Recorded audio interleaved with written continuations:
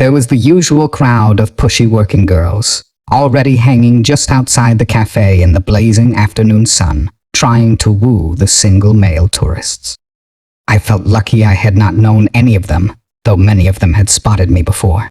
I downed the rest of the mojito and the ice water in a beat and briskly walked out, turning the corner to avoid any encounters. Soon, the mojito and the sun hit me, and I began having random thoughts while wandering the already familiar streets and alleys of the decrepit old Havana. I blamed the absence of machismo in my upbringing for my reluctance to indulge in the oldest profession. On a more mindless note, I wondered if one could actually fry eggs, sunny side up, on the sidewalk. In the midst of my light-headed rambling, I caught sight of a stunningly beautiful young girl. She wore a loose floral mini-dress with shoulder straps and flip-flops. She had a delicate, slim figure with beautiful curves and smooth, dark skin. She looked graceful and innocent, not at all like a working girl. Casually adjusting my pace, I began to keep her in sight. She turned a couple of corners and paused by a storefront where she sensed my gaze from a distance. Her eyes avoided me, and for a moment she frowned in pride. Later, she walked into a pharmacy, and I sat a distance away on the shady side of the street and lit a cigarillo, concentrating on not inhaling. I wondered if I would ever have the luck to meet her, and if my chances would have been better had I been born and raised in her neighborhood, in one of the dilapidated tenement houses of old Havana. I had not yet met such a beautiful girl in my whole life. As I blew the second puff of smoke, Euclide showed up, parting company with some other boys and riding his little bike over to me. Euclid was a 12-year-old black kid who worked as a hustler, guide, and errand boy. I had met him on the street, on my first day in old Havana. He had politely introduced himself out of the blue and spent a whole day insisting he keep me company and patiently following me around until he finally won me over with his charm. So it was that the handsome and enterprising boy earned himself a lunch and a few bucks for showing me around old Havana. He became my occasional sidekick, and I began to call him the Wonder Boy. That day, as usual, he was offering me a deal, $40 for a box of choice Cuban cigars that he had described to me before. Authentic Romeo and Julieta Coronas. My uncle has the connection to get them. I can bring them for you tonight. Do you know the story of Romeo and Julieta? I asked. Some famous love story. Yes. Right now I feel like Romeo when he first saw Julieta. Do you want the cigars? Sure, but right now I want to meet that Morena, I said, pointing out the exotic young girl just as she left the pharmacy and began walking away. He shadowed his eyes with his palm and said, I know her. No shit. Her name is Yolardis. She's from my neighborhood. Wait here. I'll go get her for you. He was about to jump on his bike, but I held him back.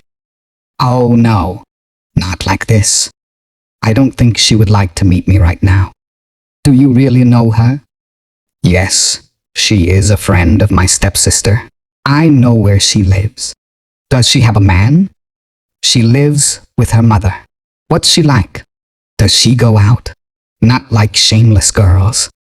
She's decent, but not a virgin. And just how would you know that? There are no pretty virgins in Havana. How old is she? 18 or so. Old enough. Do you think she would like to meet me? Sure. If you want, I'll invite my stepsister and her to have dinner with us.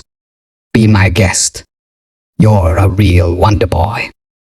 Euclide had taken me to Casa de Margarita, the nice guest house in Vedado where I was staying in. Margarita, her husband, and their 2 little daughters had all moved to one small room of their beautiful old home and were renting out the 3 remaining others. I had the nicest room with a private bath, a twin bed, a ceiling fan, a small refrigerator, and a little boombox. The Wonder Boy had also introduced me to Alejandro's restaurant where I would dine and hang out almost every night. The cozy, literally homey restaurant was inside a 5-floor apartment in Vedado. I used to sit on its small balcony overlooking the street and read my book over chop suey and beer. The old proprietor, a retired journalist turned restaurateur and waiter, would often keep me company recounting his memoirs on revolution, Angola, and the Soviets. That night, Euclid delivered the box of cigars to my room and walked me to Alejandro's, where, to my pleasant surprise, his amiable stepsister Maria and her friend, the enchanting Yolardis, joined. So after all, it was in my destiny to have dinner with Yolardis. She was wearing the same dress she wore that day. Up close, she was even more radiant and captivating than when I'd seen her from a distance. Her irises were as pitch black as her pupils.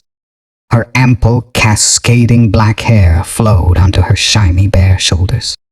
She wore no makeup, and her neat, ungroomed eyebrows joined ever so slightly. Her tiny, round lips were full, like a tulip bulb.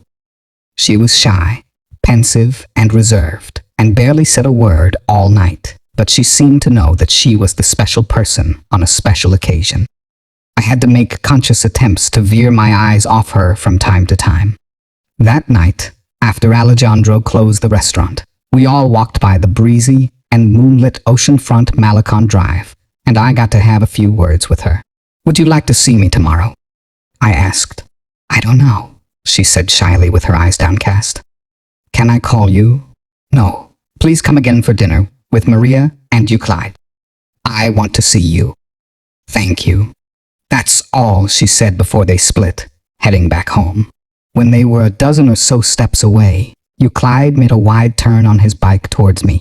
"I think she likes you," he said. "How would you know?" "I heard she said something to my sister. You are the wonder boy. Look, she's nice but doesn't go out easy. If you want, I can send another pretty girl over to your house tonight." "Thanks, but I don't need you to do me that kind of favor." "Sure, I'm sure. But you can invite Yolardis to come to dinner with us anytime. I'll invite Maria to bring her along. Enjoy the cigars." Over the next few nights, I held court at Alejandro's, where they all came to dinner, and I got to see more of Yolardis. She was a woman of many blushes and very few words. I could never guess what she was thinking. She would not eat much and would quietly ask for her dish to be bagged to go. Little by little, however, she seemed to get comfortable with the fact that I wanted to be close and intimate with her. The second night she sat next to me. She wore pink stonewashed jeans and a tight black hard rock t-shirt with a wide rip on the back and a large red kiss mark printed on the front. She also wore a hint of red lipstick. The following Friday, I took Euclid, Maria, and Yolardis to a Chinese restaurant. Yolardis loved her fortune cookie, but kept her fortune without showing it to anyone. Afterwards, I took them to see a Spanish movie. In the theater, Yolardis sat next to me, and in the middle of the film, she put her head on my shoulder and closed her eyes. I could not tell if she actually fell asleep, but I felt preciously touched and kept still. That night, we took a slow walk on the Malecon, and when we passed a dark stretch, she suddenly stopped, held my hand, and whispered into my ear that she could go home with me. At the guest house, we tiptoed to my room so as not to disturb my hosts. When I turned on the lights, she disappeared in the bathroom and took her time in the shower. When she reappeared, she was naked. She left the bathroom door slightly ajar with its light on and swiftly turned off the other light and came to bed. I looked at her silhouette as she took an eternity to tune the boombox to a station playing soft romantic sun. Then silently she cuddled up next to me and rested her head on my chest for a while. I felt her warm, silky touch for the first time. I held her for a bit and slowly began kissing her forehead, shoulder, and lips. She had the sweet scent of my lavender soap. I touched her back and thighs and kissed her breasts. She quivered when I entered her, and we made love. She was quiet and tender at first, but suddenly she became passionate. Yolardis was full of surprises. After our intense lovemaking, she quickly put her panties back on, turned on the light, and spent some time quietly examining my naked body and my genitalia with the curiosity of a little girl who had just undressed her doll for the first time. Then she went to the bathroom again for a long time, while I waited my turn in discomfort. When I left the bathroom, she opened a can of beer from the mini refrigerator, lit one of my cigars, and, as if I was not there, began going through my things that were strewn around the room. I thought maybe she was looking for evidence of other women. She found my open backpack in the closet and carefully went through all its pockets and compartments. I did not have much to hide. As I lay in bed watching her, she found my passport and stared at my picture and my name for some time. Then she found my wallet and carefully examined my bit of cash, traveler's checks, and plastic cards. I told her that I was not rich by any standard outside of Cuba. "No pictures?" she asked. "Sorry, I did not bring any." Then she turned the light off, snuggled next to me in bed, and, resting her head on my shoulder, drifted off. When I woke up, Yolardis was still asleep. Through the small window, high above my bed, another hot and bright day in Havana poured in. In the daylight, I examined her perfect body inch by inch. She only had a couple of vaccination marks on her arm and a tiny scar on her knee. Sweat was forming on her body like dew on an orchid. I took a shower, and by the time I was done, she was already dressed and anxious to go. Before she left, she said, "I have to stay home tonight. I will come by tomorrow afternoon. I'll be waiting. Now listen carefully. No woman for you tonight, understand?" That day, I took a taxi to the beach and stared at the blue sky and the low clouds on the horizon. At night, I stayed in and read. When I went to bed, the unchanged sheets had her scent. She came by the house the next day, shortly after noon. She was wearing another tight black t-shirt, imprinted with the word LOVA in large silver letters. When we went to my room, she quickly undressed, and, without much hesitation, we made love standing in front of the mirror. Then we lay in bed for a while, where she closed her eyes and took a little nap. She was perfectly peaceful and silent in her sleep. Watching her, I pondered doing something uplifting with the rest of the day. Though I truly liked her pure and mysterious wordlessness, I suddenly felt like doing something to make her cheer and smile. I wanted to see her unabashed expression of joy. When she woke up, we got dressed and decided to go shopping. Yolardis took me to a large state-subsidized clothing outlet, where she had probably bought all of her clothes. The clothes seemed to have come from garment liquidators in China and South America or some international charity organization. There were a few leftover promotional t-shirts and some specialty clothes favored by the poor working girls.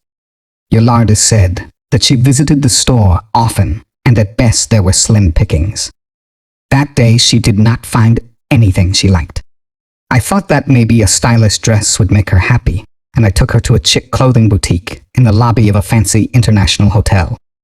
The store was air-conditioned and played Italian pop music. The pretty storekeeper greeted us with a smile, presented some garments, and made some suggestions. Yolardis was in awe from the moment we entered. She bashfully touched the fancy designer clothes. Then, she tried a couple of dresses on and began posing by the mirror in a mix of self-consciousness and fascination. She examined the price tags in wonder. In no time, she wanted to try everything on. Finally, she put on a blue dress of beautiful silk that fit her well, and she appeared to want the most. Feeling exalted, I thought to myself that I too deserved to see her in that dress.